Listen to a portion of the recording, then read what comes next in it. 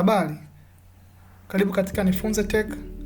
Leo kwenye Nifunze Tech tutakwenda kujifunza namna ya kutengeneza page ambayo itakwenda kuonyesha maswali na majibu. Sasa kama nilivyozungumzia, nimesema kwamba tunakwenda kutengeneza, hii ni project ya 6. Project yetu inaitwa ni ukurasa wa maswali na majibu.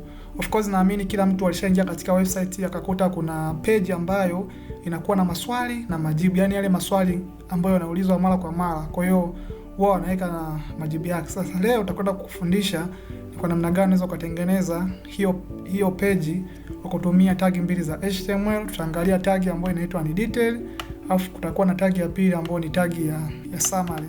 Sasa project yenyewe ambayo naizungumzia hapa ni hii hapa, tutakwenda kukuonesha hapa kama inavyoonekana hapa katika screen yetu. Hii ni page tu. Maana yake hapa kunakuwa na swali, labda anasema Nifunze Tech ni nini?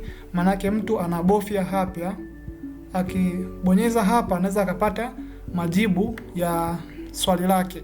Pia kuna swali lingine pia hapa akipata majibu yake. Kwa hichi kitu tunataka kutengeneza hii project yetu. Nakuja hapa.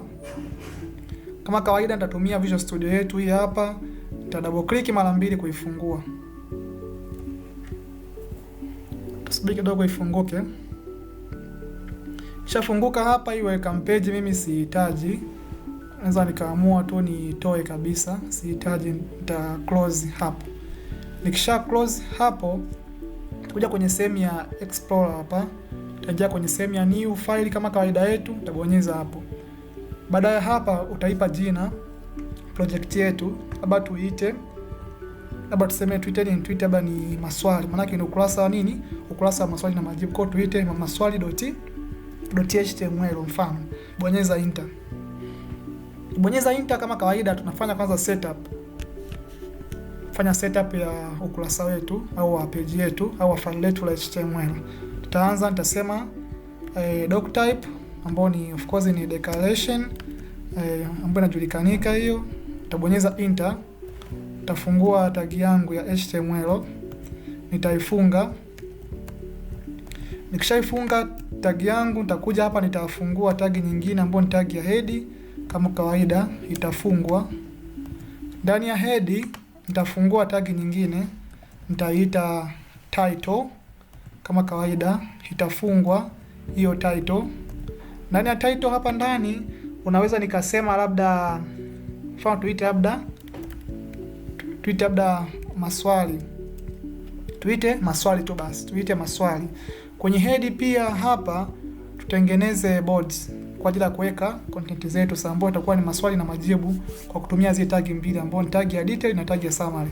Kwa hiyo utafungua board, utaifunga. Kimaliza hapa humu ndani sasa tutaanza kutengeneza logic ili tuweze kutengeneza hii page yetu ambayo nimeionyesha hapa. Sasa turudi kwenye kodi zetu hapa.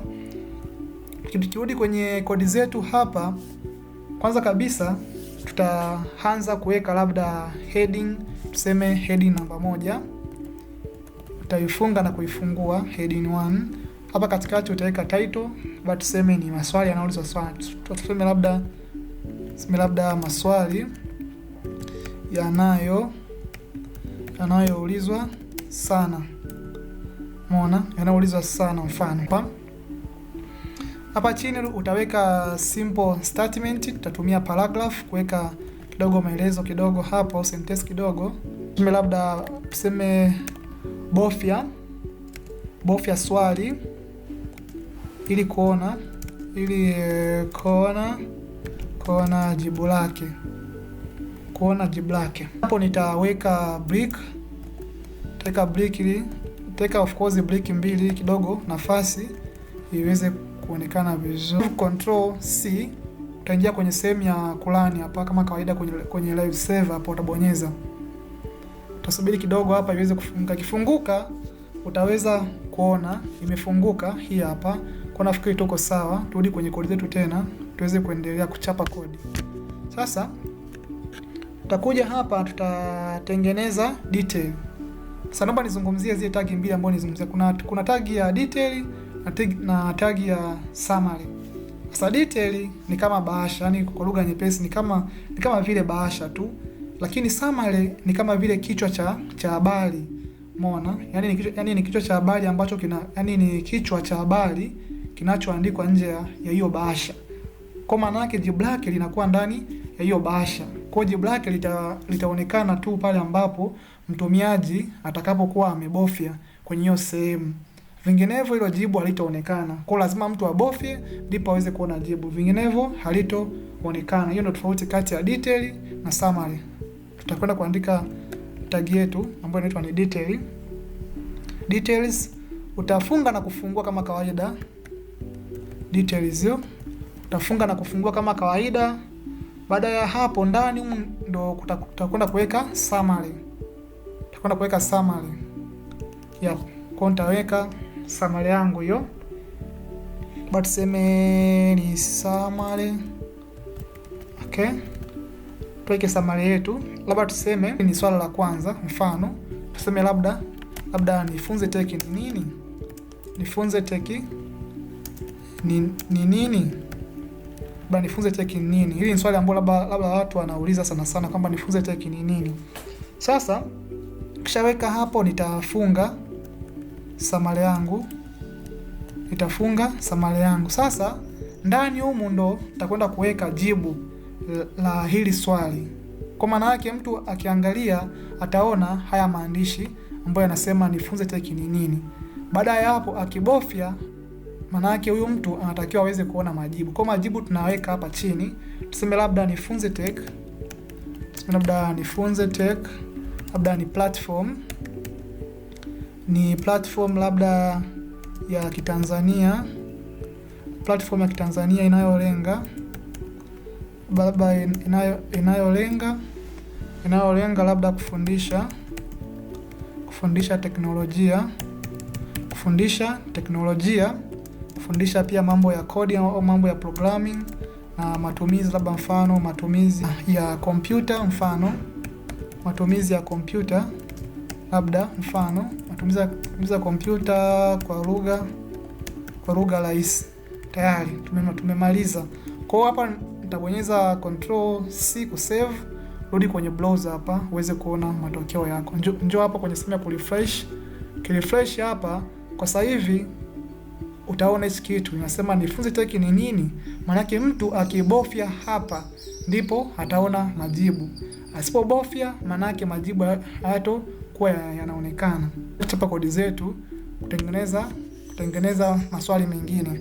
Sasa niweke break ili kuruka mstari, tengeneze swali lingine.